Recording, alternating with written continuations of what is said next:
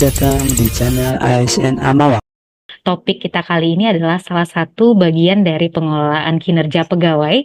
Jadi pengelolaan kinerjanya di level individu ya Bapak Ibu, yang dasar hukumnya itu mudah-mudahan Bapak Ibu sudah familiar karena Permenpannya sudah ada sejak tahun 2022. Nah, jadi ini kita mengingatkan kembali saja, lalu juga mungkin kalau ada dalam implementasi Bapak Ibu yang ragu, bisa nanti ditanyakan di sesi tanya jawab. Saya izin share screen ya Bapak Ibu. Oke. Oke, mudah-mudahan sudah terlihat ya Bapak Ibu ya. Nah, jadi ini Permenpannya, mungkin Bapak Ibu bisa download Permenpannya itu di JDIH kami atau langsung diklik di Google juga biasanya langsung keluar. Nah, jadi kalau kita lihat di pertemuan sebelumnya, sebentar nih sepertinya ada masalah slide. Oke. Oke, jadi kalau di pertemuan-pertemuan sebelumnya, Bapak Ibu sudah familiar mungkin dengan perencanaan kinerja pegawai. Jadi memang tahapan pengelolaan kinerja itu mulai dari awal tahun kita ngapain ya kita rencanakan kinerjanya kita mau menghasilkan apa sepanjang tahun, seperti itu. Nah, itu biasanya dilakukan dengan cara apa? Ditetapkan dan kita klarifikasi ekspektasi kinerja kita. Jadi apa yang mau dikerjakan, kapan mau dikumpulkan, dan hasilnya bentuknya seperti apa, bentuk pelaporannya seperti apa, itu harusnya sudah direncanakan di awal tahun. Nah, artinya kinerja awal tahun itu apakah itu saja yang ada di SKP? Tidak. Jadi kinerja ini berkembang ya Bapak Ibu ya dalam tahun berjalan. SKP tidak lagi statis seperti yang diatur pada peraturan sebelumnya di tahun 2013 dengan Per-KBKN, tapi sekarang kita transform menjadi dinamis. Jadi kalau di awal tahun Bapak Ibu hanya punya 2 kinerja saja mungkin ya yang bisa direncanakan, sepanjang tahun itu bisa dikembangkan kinerjanya, seperti itu. Jadi SKP yang ditetapkan itu ada di bagian pertama, lalu kemudian dalam pelaksanaannya ada yang namanya umpan balik atau kita bisa menyebutnya dengan ongoing feedback. Nah, ini yang kita tekankan nanti itu adalah dialog kinerja. Jadi kalau di bagian pertama kita dialog untuk menentukan target, indikator, hasil kerjanya apa, pelaporannya bagaimana, sumber datanya dari mana, itu di bagian pertama. Nah, ketika pelaksanaannya kita ada namanya proses umpan balik. Nah, umpan balik diberikan oleh wajib diberikan oleh pimpinan atau mungkin bisa juga dari pejabat yang dinilai itu melakukan meminta feedback kepada atasannya, itu bisa dilakukan seperti itu. Nanti jika waktunya memungkinkan juga akan saya bahas sedikit tentang evaluasi kinerja karena saling berkaitan. Baru nanti yang terakhir itu adalah memberikan penghargaan. Nah, kita fokus di bagian 2 dan bagian 3 ini ya Bapak Ibu ya. Nah, saya izin next.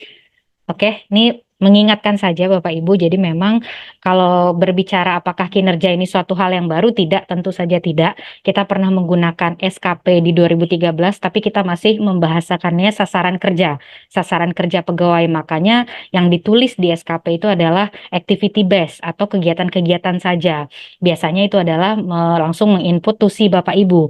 Tapi dari sejak adanya PP 30 tahun 2019 tentang penilaian kinerja PNS, kita berpikirnya diganti nih, mindsetnya diubah tentang apa capaian yang kita dikehendaki untuk mendukung kinerja organisasi kita. Sebagai individu, saya menghasilkan apa untuk berkontribusi kepada organisasi. Tidak hanya saya berkegiatan apa, tapi ujungnya apa nih, output yang mau saya tampilkan atau outcome di level JPT yang mau dipertanggungjawabkan untuk organisasinya. Seperti itu.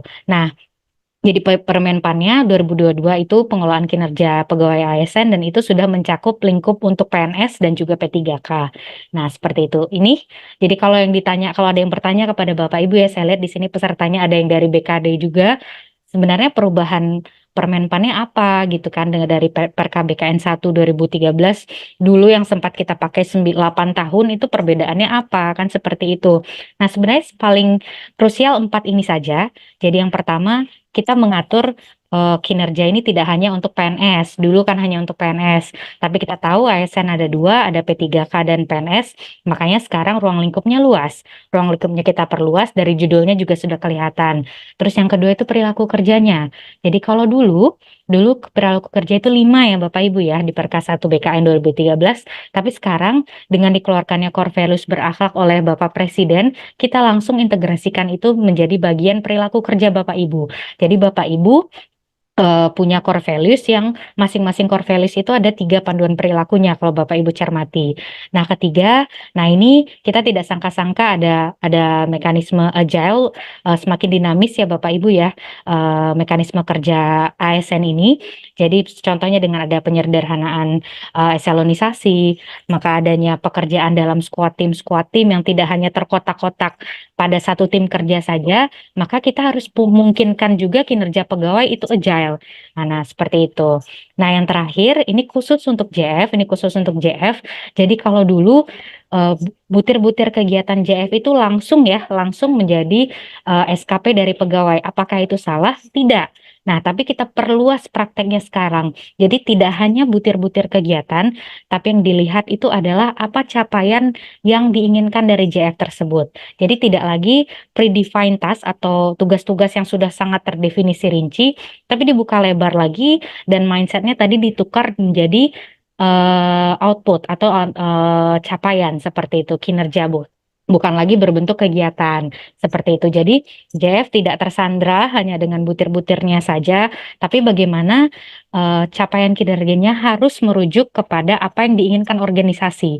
Jadi dilihat di sini yang ditekankan dengan Permen 46 itu adalah bagaimana kalau ingin melingkan ya, harus ada integrasi antara organisasi dengan individu, artinya di situ harus ada apa? Harus ngomong.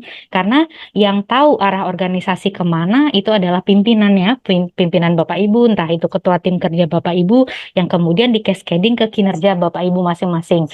Apakah Bapak Ibu pelaksana ataupun jabatan fungsional seperti itu.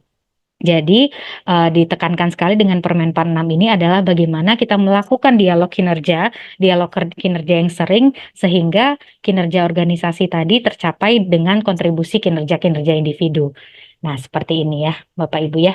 Jadi bisa dilihat, jadi harus tahu dulu arah organisasinya kemana, lalu nanti individu-individu itu harus ya melakukan dialog kinerja, jadi tidak tiba-tiba SKP-nya ada dibuat di akhir tahun saja seperti ya sudahlah ditulis saja, tidak ya. Kami harapkan memang adanya dialog antara Bapak Ibu dengan ketua tim Bapak Ibu atau dengan pimpinan Bapak Ibu. Nah, apa yang didialogkan pasti Bapak Ibu sudah kenal ya, ketika menyusun SKP itu bisa ada dialog apa rencana hasil kerjanya dan apa perilaku yang perlu mungkin dari hasil evaluasi tahun lalu menjadi catatan untuk Bapak Ibu. Nah, fokus dari dialog kinerja ini sekali lagi itu adalah bagaimana peningkatan kinerja pegawai. Seperti itu. Nah, jadi ini nanti kita akan fokus kepada yang nomor 3 ya Bapak Ibu, bagaimana peningkatan intensitas dialog kinerja dan memberikan umpan balik yang berkesinambungan dalam rangka pelaksanaan kinerja setelah kita punya SKP tadi. Oke, nah Oke, nah ini bagian yang awal, ini Bapak Ibu sudah familiar ya. Jadi nanti kalau untuk SKP JPT dapatnya dari mana? Bisa dari PK yang paling umum itu dasarnya PK, tapi bisa ditambahkan dengan kinerja-kinerja lain. Jadi tidak hanya PK ya, tidak hanya PK untuk seorang JPT, tapi salah satunya adalah PK yang harus masuk itu PK. Nah, bisa ditambahkan dengan kinerja-kinerja lain sepanjang tahun. Nah, dari SKP JPT lah ini butuh dialog kinerja tadi, sehingga muncul SKP Bapak Ibu sebagai pejabat administrasi ataupun sebagai pejabat fungsional.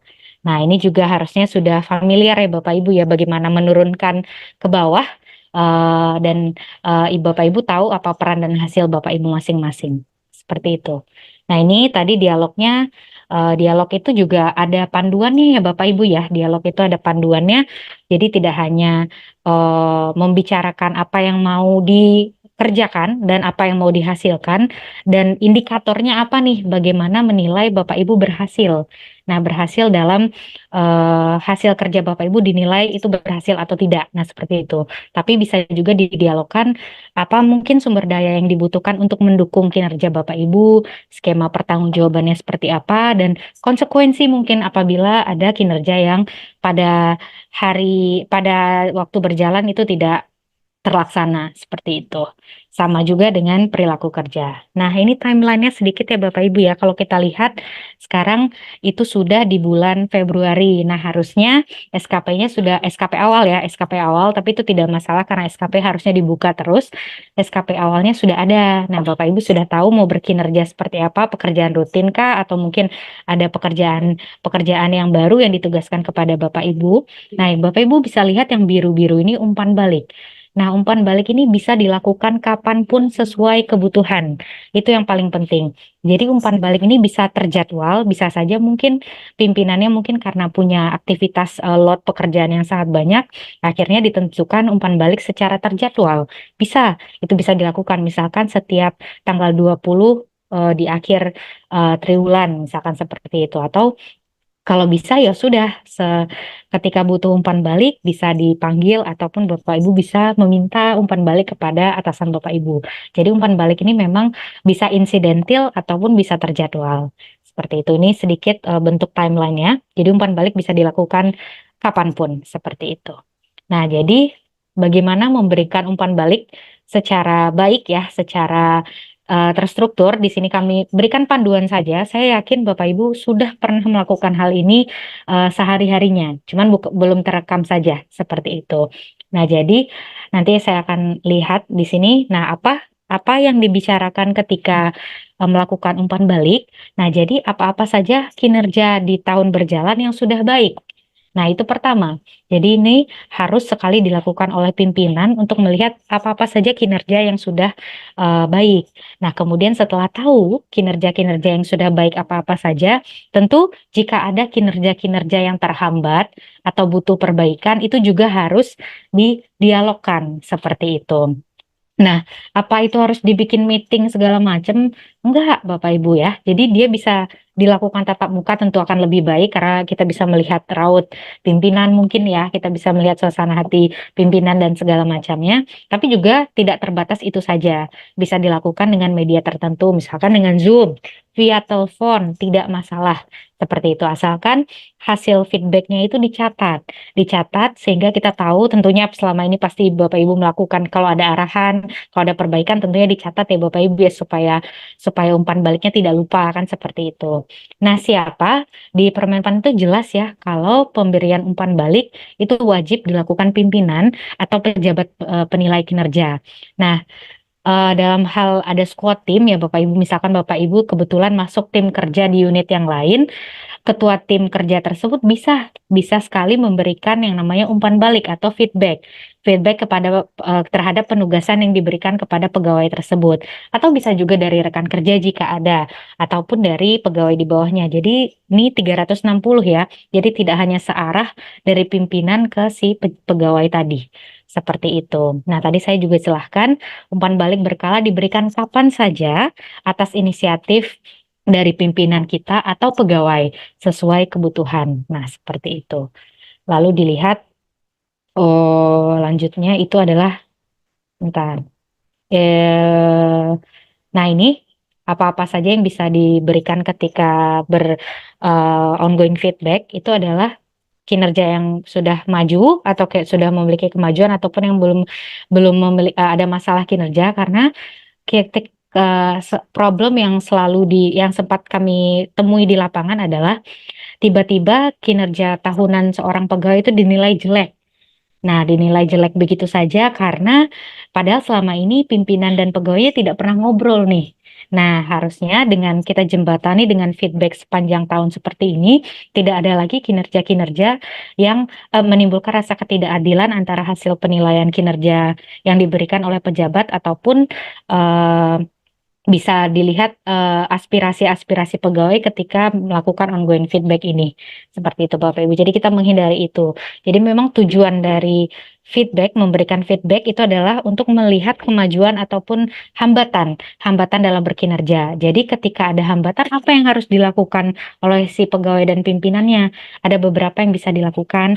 Yang pertama kita sesuaikan mungkin kinerjanya, targetnya atau indikatornya ada yang perlu penyesuaian seperti itu.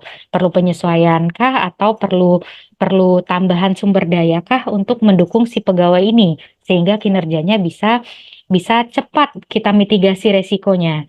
Atau kedua mungkin pegawai ini butuh bimbingan atau konseling, seperti itu ya. Itu ada ya di Permenpan, kalau misalkan masalahnya itu kompetensi pegawai, kita bisa beri bimbingan, kita bisa masukkan diklat mungkin 3 hari atau perlu pelatihan apa nih si pegawai, kan seperti itu. Atau konseling, konseling itu lebih kepada perilaku. Misalkan si pegawai ini ternyata ada masalah di rumah yang berdampak pada perilakunya di kantor. Nah, itu bisa dilakukan konseling, bisa dipanggil konselor yang profesional segala macamnya, atau mungkin pimpinannya punya punya kompetensi di bidang konseling, itu juga bisa dilakukan. Jadi jelas mitigasinya. Pegawai tidak dibiarkan dituntut untuk berkinerja tapi tidak dibantu, tapi memang dirangkul dan ditingkatkan kinerjanya. Seperti itu, Bapak Ibu. Nah, selanjutnya, oke, saya next. Nah, tadi saya sempat katakan kita ketika melakukan feedback itu kan selama ini sebenarnya kita lakukan, tapi kadang tidak rekam saja gitu, tidak terdokumentasi. Sebenarnya di format penilaian kinerja pun dan di format SKP pun sebenarnya ada ya format umpan balik berdasarkan bukti dukung seperti itu. Jadi ketika kita laporkan ya, ketika umpan balik tentu ada progres yang dilaporkan atau hambatan yang juga dilaporkan. Umpan baliknya sederhana saja, bisa misalkan jempol. Ini contoh sederhana saja ya Bapak Ibu ya. Bisa juga umpan balik yang sifatnya memang feedback ya, perbaikan-perbaikan yang diinginkan oleh pimpinannya sesuai hasil dialog kinerja Bapak Ibu.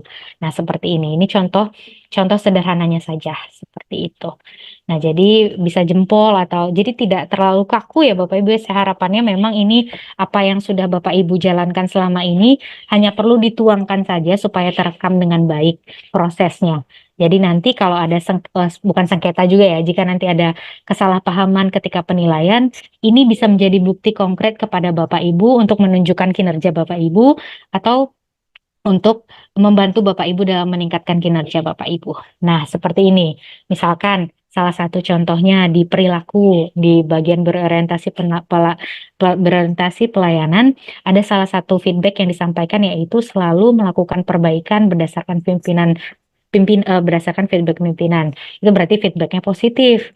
Nah, kalau dilihat di kompeten, kurang memberikan bimbingan kepada pegawai berdasarkan umpan balik dari pegawai di bawahnya. Nah, ini bisa dituliskan di umpan baliknya. Nah, nanti akan di tracking nih sama pimpinannya. Dalam hal ini deputi, misalkan dilihat apakah Ibu Asdep ini sudah memberikan bimbingan kepada pegawainya. Jadi dilihat nanti periodiknya bagaimana. Seperti itu, Bapak Ibu. Nah, ini oke. Nah, seperti ini bisa ada yang kosong ya, berarti memang tidak ada feedback di sana atau ada yang terisi seperti itu. Nah, mungkin saya lanjut sambung sedikit ya karena waktunya masih ada juga.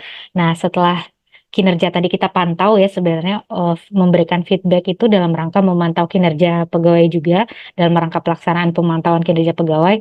Nah, tibalah di akhir, tidak selalu di akhir juga ya karena kita ada evaluasi kinerja periodik, kita kenalkan bagaimana kita menilai. Selama ini kita taunya menilai, tapi harapannya dengan Permenpan 6 kita tidak hanya memberikan angka nilai ya, angka nilai si pegawai, tapi bagaimana mengevaluasi kinerja pegawai secara keseluruhan. Seperti itu. Nah, ini pejabat penilai kinerjanya bisa siapa-siapa saja, seperti di JPT utama itulah menteri yang mengkoordinasikan, lalu kemudian JPT Madya itu ada pimpinan instansi pemerintah. Bagaimana dengan kalau di daerah, JPT Madya dan Pratamanya dinilai oleh kepala daerah, lalu bagaimana dengan pimpinan unit kerja mandiri di pusat itu adalah menteri atau pejabat pimpinan tinggi yang mengkoordinasikan, atau di daerah itu bisa kepala daerah atau pimpinan perangkat daerah yang mengkoordinasikannya. Seperti ini. Nah, jadi untuk mengevaluasi kinerja ini, uh, coba kita lihat di sini kalau kinerjanya ada yang squad tim ya Bapak Ibu ya. Jadi membaca alurnya adalah kita tahu evaluasi kinerja itu dilakukan oleh pejabat penilai kinerjanya atau atasan langsungnya. Nah, misalkan kita lihat yang oranye ini ya Bapak Ibu ya, JF di bawah Direktur A. Otomatis siapa pejabat penilai kinerjanya adalah Direktur A.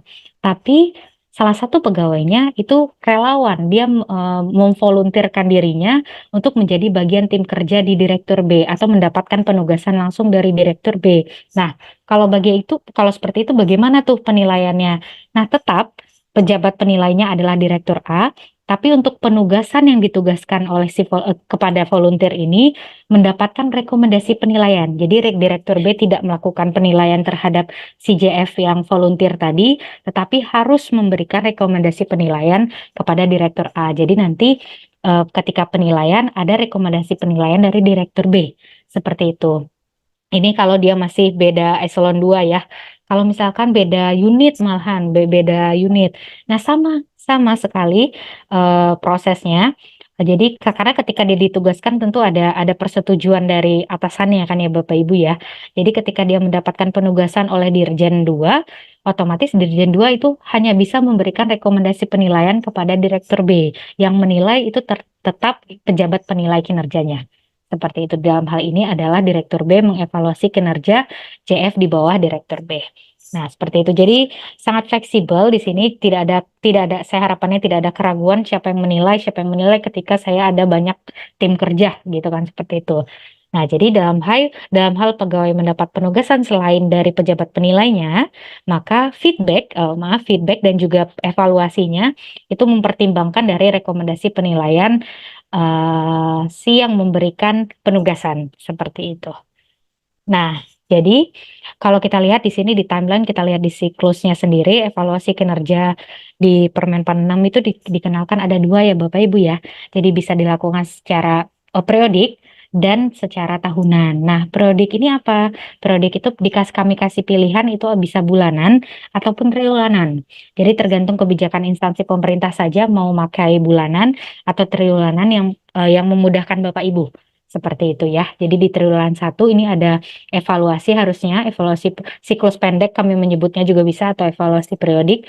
Ada juga di triwulan 2, triwulan 3, triwulan 4 kalau memakai triwulanan. Dan bisa bulanan ya Bapak Ibu ya, di Permenpan 6 bisa dilakukan hal itu.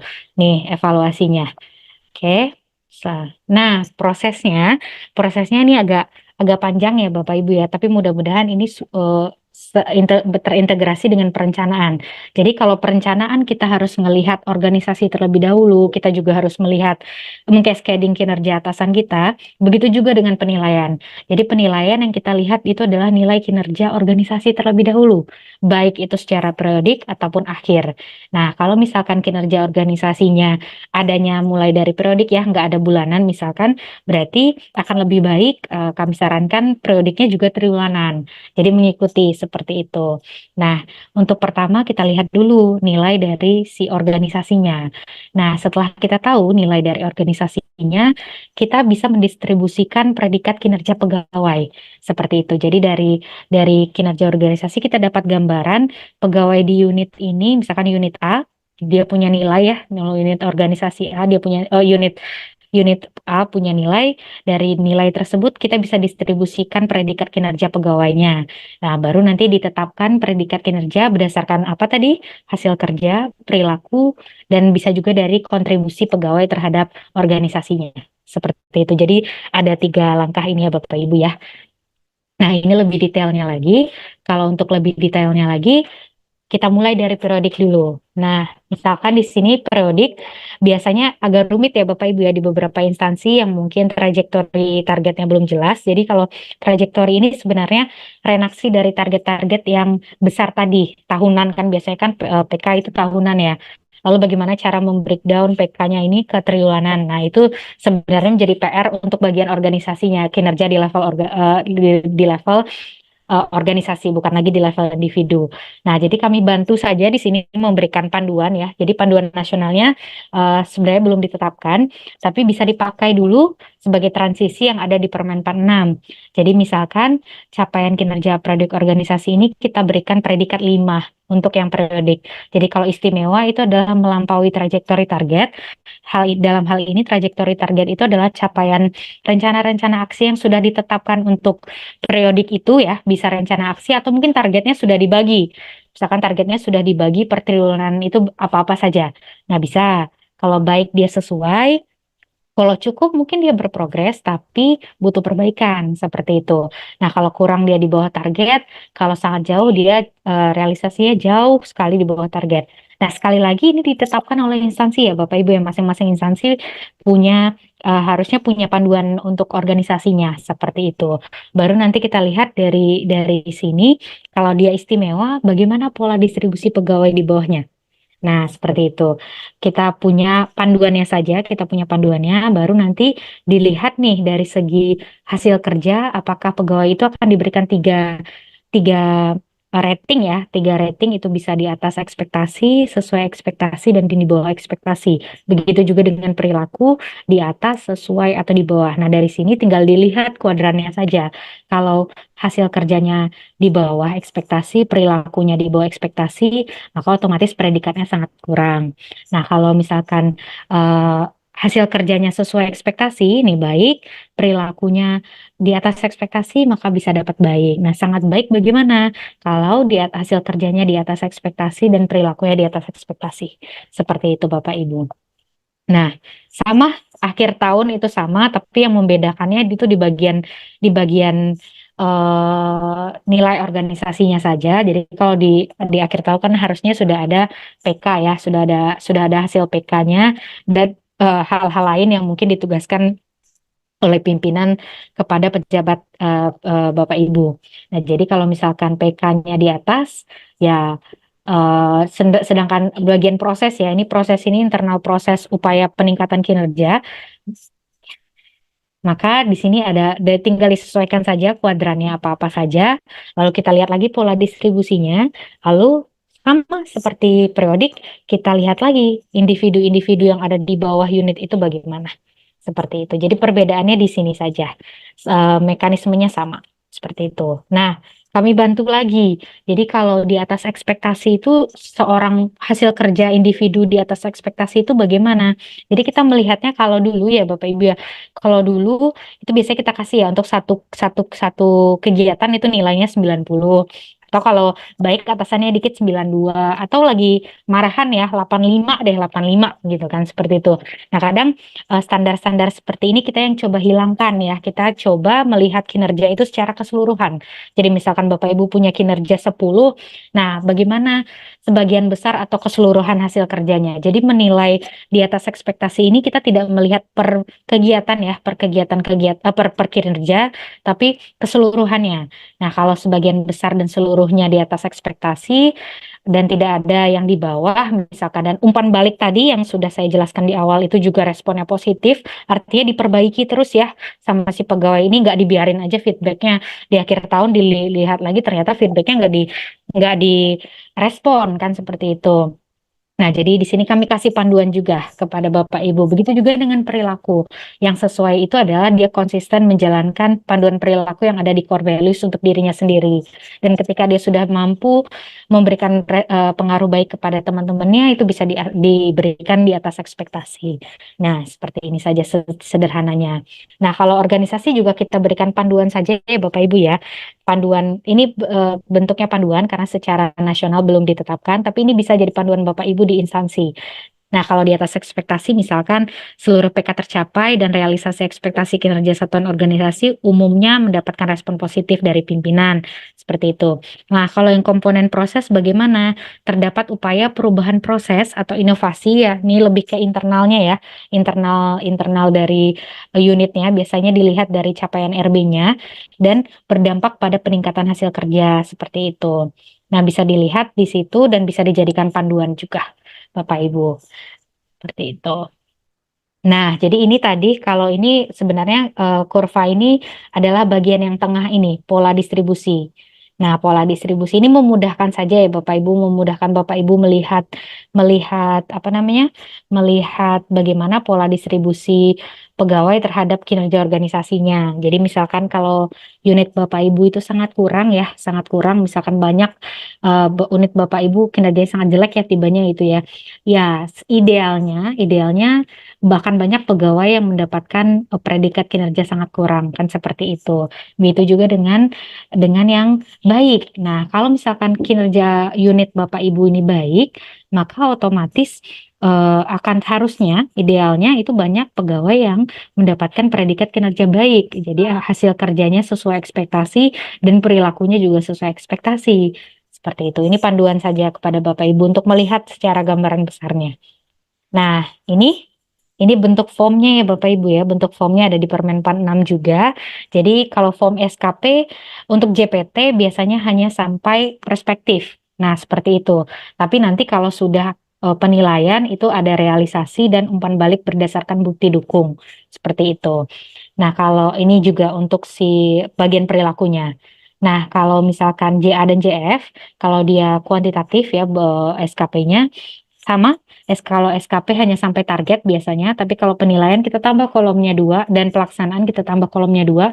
Kalau sudah pakai aplikasi ataupun berbasis elektronik, ini sudah gampang ya Bapak Ibu ya, tinggal di-upload saja realisasinya. Nanti juga umpan balik bisa dilakukan secara interaktif harusnya antara pimpinan dan pegawainya. Seperti itu. Nah, nih contohnya ya, contoh evaluasinya ini triwulan 2. Nah, seperti itu. Bisa dilihat untuk salah satu rencana hasil kinerja si pegawai ini adalah yang nomor 3 ya Bapak Ibu ya. Data penghasilan seluruh pegawai ASN tersedia untuk proses simulasi anggaran.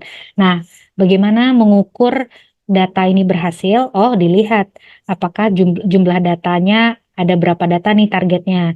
Nah, validasi datanya valid itu berapa minimal dari target jumlah data itu dan tanggalnya kapan. Jadi di sini lengkap dari segi kuantitas, kualitas dan waktu. Nah, dilihat realisasinya di triwulan 2 misalkan ya triwulan 2 itu ternyata udah dapat nih sama si pegawai yang bersangkutan itu 30,9 juta data. Jadi targetnya bisa dilihat nih Bapak Ibu, targetnya bentuknya tidak lagi yang apa namanya angka dalam satu angka yang selalu 100 biasanya atau 100 atau 100% yang kita sendiri tidak tahu cara mendeskripsikan 100 dan 100% ini.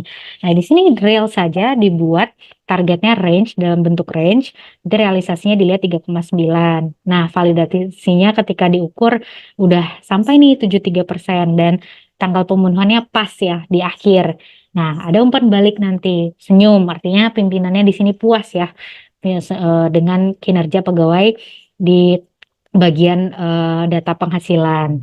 Nah, tiba dilihat yang kedua misalkan di konsultasi ya, layanan konsultasi dan sosialisasi. Ternyata di umpan baliknya kualitas dapat lebih baik, perlu konfirmasi lebih lanjut mengenai apa yang disampaikan pada instansi. Nah, itu umpan balik misalkan dari pimpinannya seperti itu, tapi sudah sesuai ekspektasi kan seperti itu. Jadi ini contoh-contohnya bisa lebih bervariasi lagi Bapak Ibu dalam memberikan umpan balik, tapi memang harus ada ya Bapak Ibu sebagai bukti pemantauan kinerja seperti itu. Ntar kita lihat lagi. Nah, ini juga ada dari segi perilaku. Nah, masih perlu lebih intens komunikasi dengan instansi ini untuk berorientasi pelayanan dari pimpinannya seperti itu Bapak Ibu. Jadi bisa dituliskan yang positif ataupun yang perlu perbaikan. Nah, seperti itu. Nah, nanti di akhir di rating sama di rating oleh pimpinannya. Jadi kalau hasil kerjanya dapat sesuai ekspektasi kan seperti itu. Tapi kalau perilakunya juga dapat sesuai ekspektasi. Tadi kalau misalkan hasil kerjanya sesuai dan perilakunya juga sesuai, maka predikatnya adalah baik kan seperti itu. Jadi untuk triwulan 2 keluar nilainya itu adalah baik seperti itu Bapak Ibu. Nah, nanti kalau di akhir tahun seperti ini, bentuk depan cover dari penilaian kinerja pegawai itu seperti ini. Nah, ini dia. Nah, mungkin untuk sesi ongoing dan juga sedikit menjelaskan tentang penilaian, saya cukupkan untuk sampai di sini ya Bapak Ibu ya, mudah-mudahan dapat bermanfaat untuk Bapak Ibu. Saya kembalikan dulu kepada Mas Rahmat selaku moderator. Baiklah, terima kasih Ibu Luan atas penyampaian materinya berkaitan dengan ongoing feedback. Jadi kalau bisa kami simpulkan sedikit dulu ya berkaitan dengan ongoing feedback atau bahasa Indonesianya tuh kalau di Permen 6 2022 itu umpan balik berkelanjutan. Nah, umpan balik berkelanjutan ini tujuannya apa sih? Ternyata agar on the track ya Bapak dan Ibu, on the track terhadap tujuan atau target kinerja sehingga kinerjanya bisa tercapai. Dan di dalam umpan balik berkelanjutan ini sesuai dengan semangatnya Permen 46 2022, ini nih bukan mencari kesalahan ya Bapak dan Ibu, bukan mencari kesalahan tapi lebih ke arah bagaimana kita improvement atau peningkatan kinerjanya gitu. Jadi ada yang belum sesuai dengan tujuannya, kembali diluruskan antara pejabat yang dinilai kinerjanya dan pejabat penilai kinerja. Dan di sini tadi udah juga disampaikan oleh Ibu Luan bahwa umpan balik berkelanjutan ini bisa di mana saja dan kapan saja. Bisa di mana saja dan kapan saja selama periode penilaian kinerja atau dalam TW1, TW2, TW3. Pokoknya di antara itu pun dalam siklus kinerjanya selalu ada ongoing feedback atau umpan balik berkelanjutan. Nah, di sini adalah tujuannya untuk problem solution atau mencari suatu pemecahan atau solusi. Nah, bagi Bapak dan Ibu yang masih ingin bertanya, kami berikan kesempatan pada sesi 1 siang hari ini. Kalau ada yang ingin bertanya, mungkin bisa langsung aja, mungkin raise hand dulu, atau kalau mau, karena di cuma 11 orang, kita bisa langsung open mic. Nah, ini udah ada yang open mic nih, Pak Sigit Adi nih, dari Setda Kabupaten Tabanan. Salam kenal, Pak Sigit Adi. Ya, salam kenal Pak Rahmat dengan Ya, Bu baik. Rin Luan. Ya, Silakan Pak Sigit, ya, kalau ada yang ingin ditanyakan, ya. silakan. Terima kasih atas kesempatan yang diberikan kepada saya. Saya ingin bertanya dengan Bu Rin. Bu Rin, dalam menyusun SKP ini kemarin kita di Kabupaten Tabanan itu sempat kebingungan untuk umpan balik. Nah, apakah umpan balik itu boleh jempol aja atau dengan kata-kata kemarin sebenarnya? Karena kemarin kan kaget juga baru soalnya. Nah, sehingga kita tuh bingung umpan baliknya kita dibuat apa nih oleh atasan kita gitu. Yang kedua, kemarin kan teman ada naik pangkat tuh, Bu. Nah, dia itu dengan SKP yang 2023 itu untuk misal gini, untuk naik pangkatnya itu dia merubah jabatannya. Jadi dari Januari sampai April itu dia jabatannya analis pelaporan dan evaluasi. Nah, di bulan Juni itu dia sudah peranata barang dan jasa. Nah, di dalam SKP itu kan tidak bisa merubah jabatan. Bisanya sih emang periode. Nah, bingung tuh jabatannya harusnya Januari sampai April itu analis, sedangkan Juni sampai Desember itu peranata barang dan jasa. Nah, adakah nanti bisa merubah jabatan itu, Bu? Akhirnya kemarin kita buat manual kan akhirnya. Nah, setelah kita cetak di PDF kan, akhirnya kita manualkan gitu.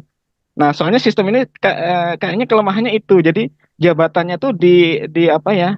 Itu langsung diakumulatifin 1 tahun gitu. Jadi tidak bisa merubah jabatan gitu. Sama yang ketiga, Bu, ini Bu, kami dari PBJ itu dulu telah apa namanya itu mengusulkan untuk rekomendasi jabatan fungsional ke Menpan RB. Nah, sampai sekarang itu surat rekomendasi kebutuhan jabatan fungsional untuk pengadaan barang jasa itu belum keluar, Bu, dari Menpan RB. Nah, mohon untuk bisa ya diturunkan ke kami, Bu, karena banyak yang akan dilantik untuk jabatan fungsional pengadaan barang jasa itu terhambatnya di surat rekomendasi Menpan RB belum turun gitu, Bu. Terima kasih, Bu Rin. Oke, mungkin itu aja Pak Rahmat pertanyaan saya, Pak. Baik, terima kasih Pak Sigit Adi. Mungkin sebelum kita ke sebelum dijawab, apa ada yang ingin bertanya terlebih, eh, ada yang ingin nanya lagi? Sehingga di sesi 1 ini kita berikan 3 kesempatan penanya untuk bisa memberikan pertanyaan. Nah, kalau emang belum ada, ini Bu Luan, ada pertanyaan dari Pak Sigit Adi dari Kabupaten Tabanan. Ini kan baru tentang ongoing feedback. Seperti apa aja sih contoh-contohnya untuk dalam memberikan ongoing feedback seperti itu kurang lebihnya. Terus ini pertanyaan keduanya, kalau terjadi perubahan jabatan dalam 1 tahun itu, contoh ini tadi ada dari analis pelaporan dan evaluasi di Januari sampai April, kemudian bulan Juninya ini pindah jabatan jadi PPBJ dari Juni sampai Desember. Nah, ini bagaimana sih nanti treatmentnya terhadap SKP-nya? Nah, terus yang terakhir adalah, nah ini Pak Sigit tadi kaitannya dengan rekomendasi JF, surat rekomendasi belum turun, belum terbit. Izin Pak, nanti mungkin bisa di chat nomor suratnya berapa, coba kami telusuri terlebih dahulu. Oh, gitu, Pak. Dan mungkin masih ada di dalam satu unit deputi, namun sudah berbeda astep. Namun izin kalau boleh nanti ada nomor suratnya atau kop suratnya gitu, misalnya itu rahasia. Di chat ke kami, nanti coba kami telusuri Pak Sigit tadi izin. Oh, gitu. Untuk Minta itu untuk yang nomor ketiga ya. WA-nya ada atau emailnya ya? Ini di dalam chat WA, chat WA lagi, di dalam chat Zoom ini Sigit tadi izin Hmm. kalau ada nomor suratnya nanti coba langsung Oh, kami gitu. catat, Hmm. kami telusuri lebih lanjut. Nanti kami kabari atau di apa namanya kami kabari ke Pak Sigit tadi, nomor WA-nya juga sekalian disampaikan ke apa namanya nih, direct message di Zoom ini Pak Sigit Adi izin. Baik, baik, baik, Pak. Nanti biar kami coba telusuri. Nah, untuk pertanyaan pertama dan pertanyaan kedua, kami persilahkan Ibu Luan untuk bisa memberikan penjelasannya. Silakan. Terima kasih kepada Mas Rahmat. Terima kasih juga kepada Pak Sigit. Pertanyaannya sangat baik ya Bapak ya. Mudah-mudahan ini bisa menjadi diskusi bagi kami dan Bapak juga.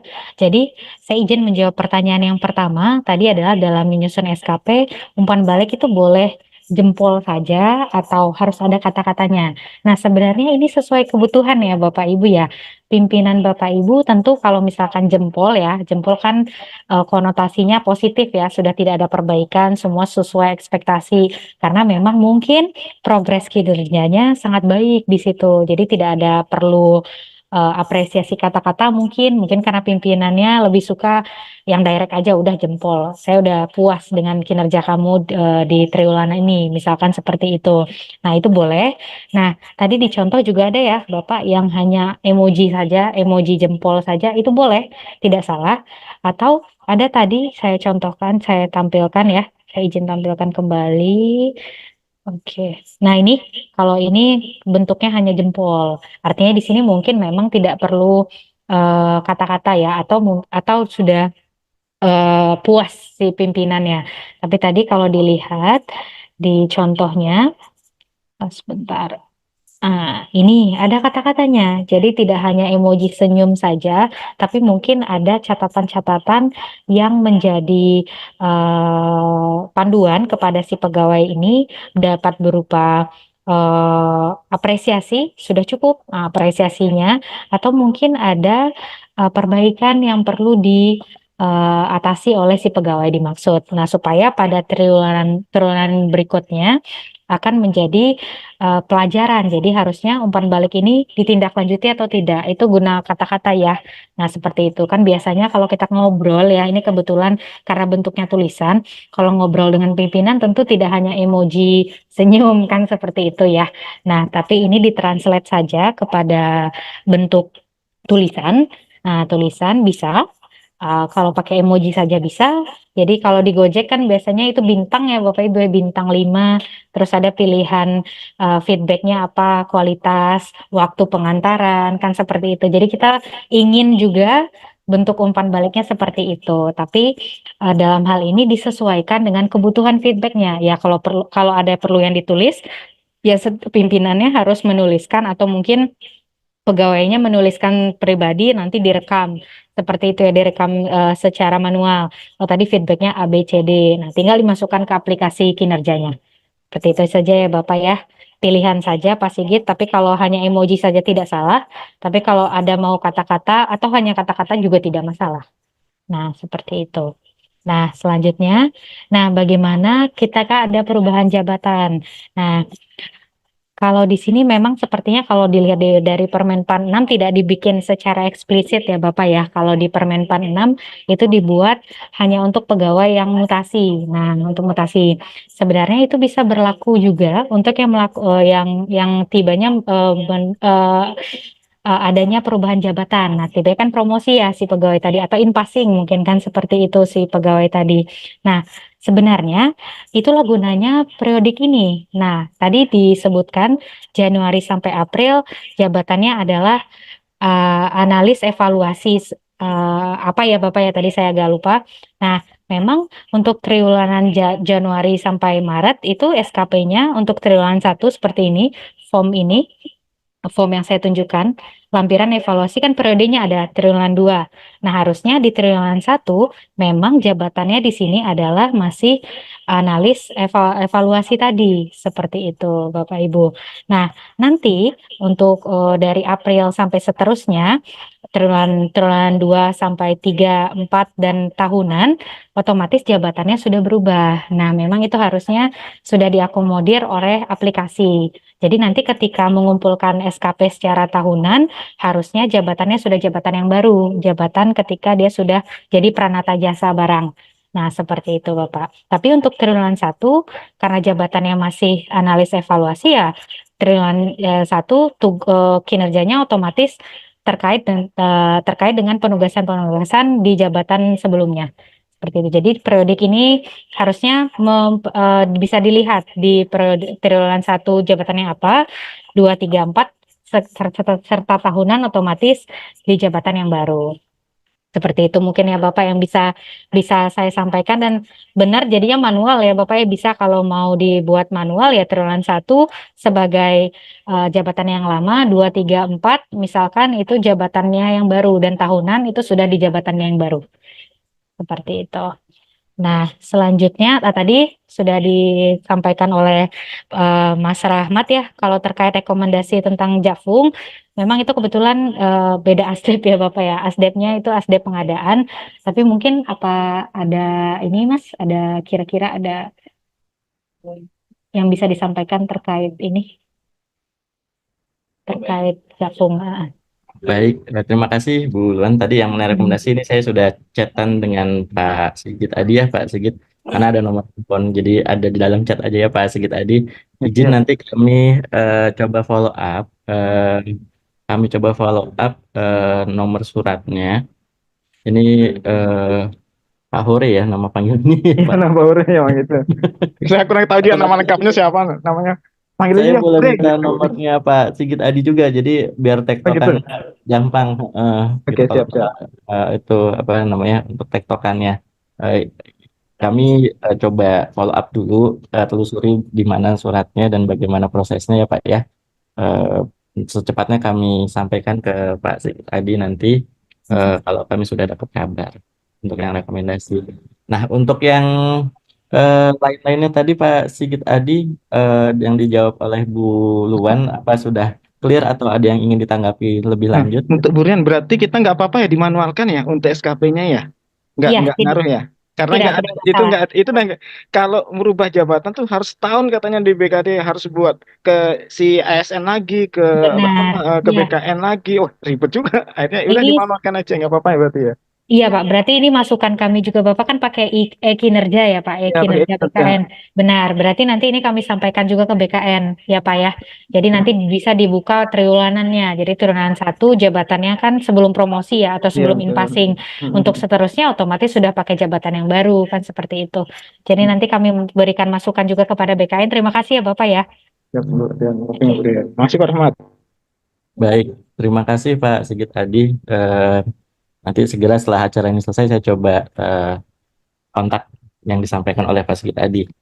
Baik, untuk selanjutnya bagi Bapak Ibu yang lainnya, bagaimana? Apakah ada yang ingin ditanyakan lebih lanjut berkaitan dengan pengelolaan kinerja sesuai Permenpan 6 tahun 2022 ini? Silakan kalau masih ada yang ingin bertanya. Di sini ada beberapa peserta juga. Oh, ada dari BPK juga, Pak Rianto. Nah, seperti itu. Dari SDM dan Umum LPP RRI. Ya, kami juga sedang. Ya, siang Mas Rahmat. Iya, Dan siang Pak Reno. iya, ya izin Pak, mungkin kita sebelumnya pernah ketemu juga Pak dalam rapat Betul di sekali, RRI. makanya ada nama Pak Iya, Reno nih. iya. Mungkin Silakan. kesempatan ini saya juga izin ikut untuk mengikuti ya terkait ini pada hari ini. Ini izin sedikit sih sebenarnya hanya ingin mendapatkan kepastian saja sih terkait yang pertama itu. Apakah di tahun ini sudah diterapkan pengisian itu jika tidak mengisi triwulan pertama berarti dia itu pegawai itu tidak bisa mengisi triwulan kedua. Nah, yang selanjutnya itu bagaimana nanti mekanisme keberatan pegawai terhadap nilai yang diberikan oleh atasan langsungnya. Mungkin karena saya baru mengikuti baru-baru ini, jadi mohon maaf juga apabila sudah dijelaskan sebelumnya. Dan terakhir yang mau saya tanyakan juga bagaimana kan pendekatan penilaiannya ini kan ada dua aspek ya terkait ada secara kuantitatif dan kualitatif. Nah, ini bagaimana nanti pendekatan secara kualitatif ya untuk dalam pelaksanaannya. Mungkin seperti itu, Pak Rahmat. Ya, terima kasih. Baik, terima kasih Pak Reno. Ini izin tadi Pak Dedi juga masuk ya. Selamat datang Pak Dir. Em, di sini ada 3 pertanyaan dari Pak Reno dari LPP RRI, Radio Republik Indonesia, Lembaga Penyiaran Publik. Pertanyaan yang pertama Buluan, kaitannya dengan pengisian SKP per TW-nya. Saya ada pertanyaan keduanya mengenai mekanisme keberatan atau appeal dari pegawai yang dinilai kepada pejabat menilai kinerja. Dan yang ketiga tadi mengenai terkait dengan bagaimana untuk kualitatif atau kuantitatifnya seperti itu penentuannya. Nah, silakan Ibu Luan untuk bisa memberikan penjelasan lebih detailnya. Oke, terima kasih Pak Reno. Jadi untuk pertanyaan pertama itu apakah sudah diterapkan ya? Kalau melihat Permenpannya memang sudah dari 2022 ya Pak ya, kebetulan sudah dari 2022, Permenpan 6-nya memang sudah kita terapkan. Ini mengganti Permenpan 8 dulu, 28 tahun 2021, yang kebetulan hanya berlaku 1 semester ya di 2021, lalu kemudian dengan adanya penyederhanaan birokrasi dan segala macamnya, kita perbaiki segera dan keluarlah Permenpan 6 2022 ini. Jadi sudah diterapkan baik secara periodik maupun tahunan tadi. Di kami juga sudah ada ya Pak ya kebetulan, jadi kita setiap triwulanan itu ada evaluasinya dan nanti tahunan juga ada penilaiannya secara tahunan seperti itu. Nah, kalau dilihat dari runutnya memang sebenarnya kalau ada triwulan 1 kalau mau menilai triwulan 2 ya harusnya triwulan 1 sudah sudah dievaluasi terlebih dahulu ya Pak ya. Nah, seperti itu. Nah, jadi bisa dilakukan dengan seperti itu. Suara saya apa kedengaran ya Pak? Dengar, Ibu. Oke, takut suara saya hilang.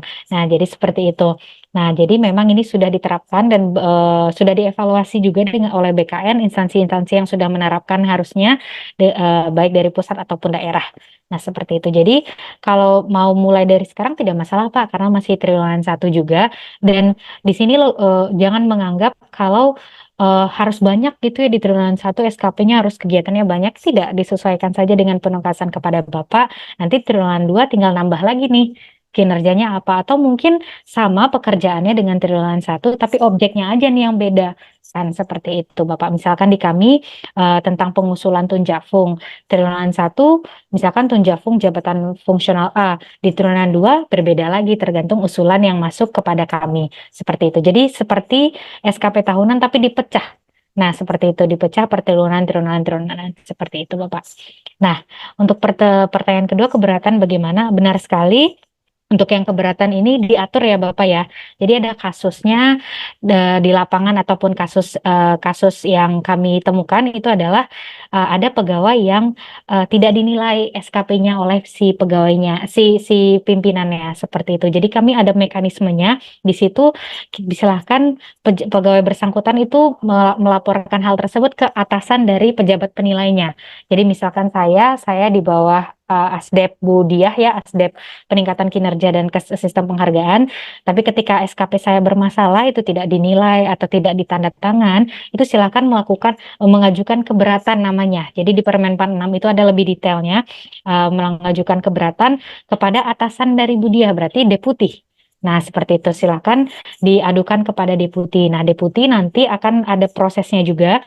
Deputi akan meminta keterangan kepada pejabat penilai saya dan juga kepada saya. Kenapa nih SKP saya misalkan tidak dinilai atau menurut saya nilainya tidak sesuai dengan apa yang sudah saya kerjakan selama ini. Boleh, sangat boleh. Gitu kan, seperti itu. Silakan diadukan kepada atasan dari atasannya. Nanti atasan dari atasan itu memanggil pejabat dan pegawai yang bersangkutan. Lalu yang memutuskan nilai finalnya itu adalah atasan dari atasan Bapak seperti itu. Jadi mekanismenya ada diatur. Jadi bisa karena tidak ditandatangan, tidak dinilai atau mungkin keberatan nilainya mungkin menurut Bapak agak saya kok di bawah ekspektasi ya dikasih nilainya ya atau kenapa kurang ya seperti itu. Itu boleh diklarifikasi. Seperti itu Bapak. Nah, selanjutnya, pendekatan penilaiannya bagaimana? Kan kita ada SKP kualitatif dan kuantitatif. Mungkin diluruskan sedikit ya, Pak ya. Kalau SKP kuantitatif dan kualitatif ini hanya format. Nah, penilaiannya sama bentuknya. Jadi kalau kalau saya lihat kan ya sedikit itu ada di perencanaan. Sebentar. Hmm. Nah, jadi oke, format. Oke, saya izin share lagi ya. Nah, Nah, ini. Jadi sebenarnya format ini adalah format saja. Jadi Bapak mau formatnya itu kuantitatif. Jadi di kuantitatif itu indikator dan ada indikator, ada aspek ya. Jadi menekankan satuan pengukuran tertentu seperti persentase, jumlah, segala macamnya. Atau kualitatif yang dideskripsikan indikatornya. Jadi mungkin sulit ya, tidak semua pekerjaan itu bisa dikuantitatifkan. Misalkan pekerjaan humas yang saya sering temui ya itu tidak selalu bisa masa jumlah foto kan tidak juga seperti itu yang menjadi indikatornya tapi bagaimana kualitas kecerahan foto, angle foto, nah itu yang menjadi indikator kinerja si pegawai tadi. Nah itu bisa dibuat SKP-nya itu bentuknya adalah kualitatif dengan menggabungkan indikator kinerja dengan target. Nah bedanya itu saja, ini hanya penggunaan form saja Bapak. Jadi di sini penggunaan formnya ada yang bentuknya kuantitatif, jadi tabelnya agak panjang, agak lebih banyak, dan kualitas atau bentuknya kualitatif. Nah, untuk penilaian, baik kuantitatif atau kualitatif itu sama ya Bapak ya. Jadi kalau dilihat, tadi saya sempat nge-share juga. Nah, nih, kalau ini ya, nih, ketika dia dinilai atau dilakukan evaluasi, ya sama, tinggal di rating. Ratingnya untuk kalau ini kalau kuantitatif ya, apakah dia sesuai ekspektasi atau tidak. Nah, atau dia di bawah atau di atas, seperti itu. Jadi penilaiannya itu tidak lagi kita menggunakan angka-angka ya, di Permen Pandang kita berikan panduan untuk langsung saja menilainya tidak satu-satu, tapi seluruh kinerja dinilai secara satu kesatuan. Seperti itu Bapak Ibu. Nah, ini kalau perilakunya. Nah, kalau sebenarnya di Permen 46 ada ya, sebentar saya liatin, itu bentuk kalau dia kualitatif. Nah, seperti itu kalau kualitatif sama saja sebentar. Saya lihat kan kepada Bapak biar kelihatan ya. Nih, sebenarnya Permen 46 tuh udah full contoh-contoh ya Bapak Ibu ya. Boleh boleh dilihat-lihat kalau ada waktu, kalau ada ragu itu langsung lihat contohnya aja itu ada. Sebentar ya, saya lihatkan dulu di bagian oke, ini perspektif. Sebentar, biar kelihatan sama bapaknya. Oke. Nah, ini. Oke, sebentar. Stop share. Oke. Mhm. Nah, jadi, sebentar. Nah, ini. Ya, kalau kualitatif ya sama. Nah, tinggal realisasinya apa? Realisasinya sama seperti yang kuantitatif, tadi ada kolom realisasi ya Bapak ya. Tapi bedanya ukuran keberhasilan, indikator dan target serta perspektif kalau di JPT itu digabung dalam satu tabel. Nah, nanti ada juga umpan balik di sini. Nah, penilaiannya di mana? Penilaiannya kalau digeser ke bawah sama. Ada di sini, sederhana saja, di atas sesuai ataupun di bawah ekspektasi. Perilaku kerja juga sama tadi dengan kuantitatif, di atas sesuai, di bawah, dan predikat kinerjanya nanti dari kuadran yang sudah disediakan bisa jadi panduan. Seperti itu. Jadi sama saja dari segi penilaian, kuantitatif dan kualitatif itu hanya pendekatan formatnya saja. Mana yang lebih memudahkan Bapak Ibu, apakah lebih mudah mendeskripsikan ukuran keberhasilan atau indikator, atau kalau memang pekerjaannya sangat kuantitatif ya silahkan menggunakan yang kuantitatif. Seperti itu. Udah 3 ya Pak ya, kira-kira itu. Iya. Nah, Baik. oke. Baik, terima kasih